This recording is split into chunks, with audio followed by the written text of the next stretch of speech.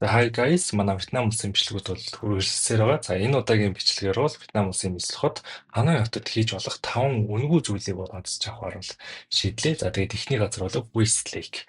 За Westlake-ийн хувьд бол Ханой хотын бол хамгийн том нуургаа. За Ханой хот маань бол дундаа бол нэлээд хэдэн нуургатай. Тэр дундаас нь хамгийн том нуур.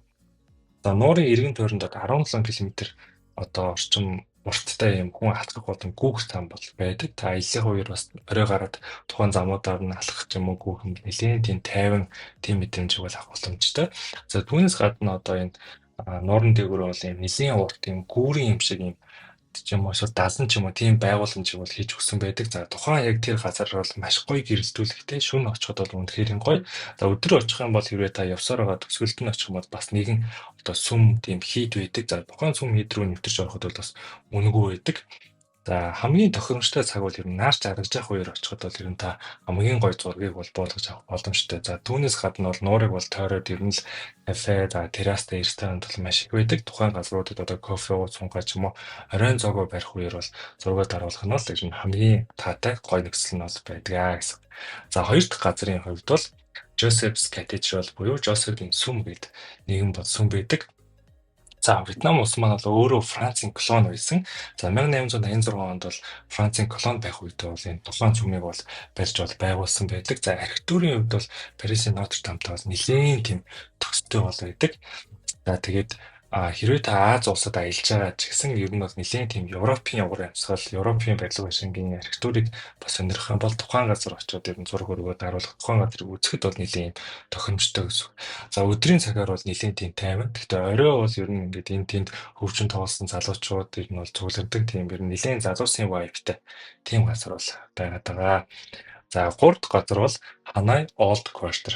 За энэ бол яг Ханой хотын яг нэгэн хэсэг. За тэгээд ер нь нийтдээ 36 гудамжнаас бол бүрддэг гэж бод үздэг. За гудамж үрээс та өөр идэж уух юм, өөр одоо юм хоол, өөр уламжлал, өөр бараа, өөр нэрийг бол олох боломжтой тийм газар бол байгаад байгаа. За тэгээд ер нь бол Вьетнам улс маань өөрөө социалист орн. За яг энэ гудамжаар явж байгаад маш олон тийм улаан одоо Вьетнам улсын тугийг бол ер нь бол харах боломжтой. Яг социалист орнуудад ер нь бол ийм улсынхаа тугийг ер нь энэ тэндүү юм зоосон байгаад байдаг. За тухайн газар явж байгаад одоо яг Вьетнамд байгаа гэдгийг бол нэлээд тийм уур амьсгалыг бол мэдэх боломжтой. За нэг зүйлээс бол тухайн гудамжуудаар явж байхдаа бол болгоомжлох хэрэгтэй. Ер нь асар их олон мотоциклүүд явж байдаг. Зам хөндлөн гарахдаа бол та ер нь бол хүлээгээд авах юм бол хэзээ ч гарч чадахгүй. Тэгэхээр маш болгоомжтойгоор яг энэ төр мотоциклоор явж байгаа хүмүүсийг сөрөөд ер нь бол зам гаргах бол хэрэгтэй болдог шүү.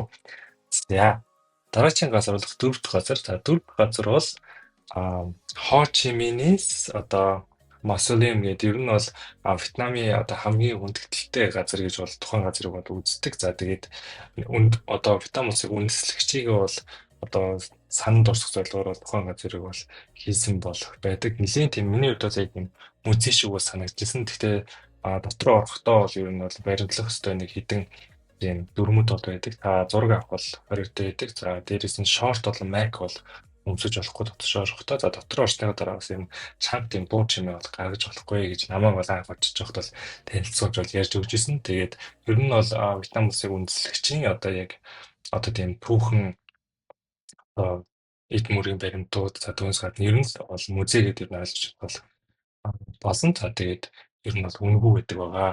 За тав дахь газар. Тав дахь газар бол Hong Kim Lake гэдэг бас нэгэн өөр нуур бол байгаад байгаа. За тухайн нуур нь бол нуурынх нь яг голд нь одоо нэг жижигхэн арал дээр нэг юм байгууламж байдаг. За тийшээ бол яг явж очих бол боломжгүй нөгөө нэг тойроо тусаар хүрээлэгдсэн жижигхэн арал байдаг гэсэн. За тэр байгууламжийг бол үзэхээр бол маш олон хүмүүс очдог. За тухайн байгууламж нь бол өөрөө бол сүм бол байгаад байгаа. Тэгээд тухайн байгууламжийг ер нь бол тойроо тийм улаан тийм модон гүүр байдаг. За тэр гүүрэн дээр бас очиж ер нь бол аялал жуулчлал явуулж байгаа хүмүүс хэвшлэн зураг хөргөө бол даруулдаг. За ийм хідэн газруудыг бол онцлоо. За тэгээд дараагийн хэмжлэгээр уулзцгаая. Лайк болон subscribe дараарай guys. За bye.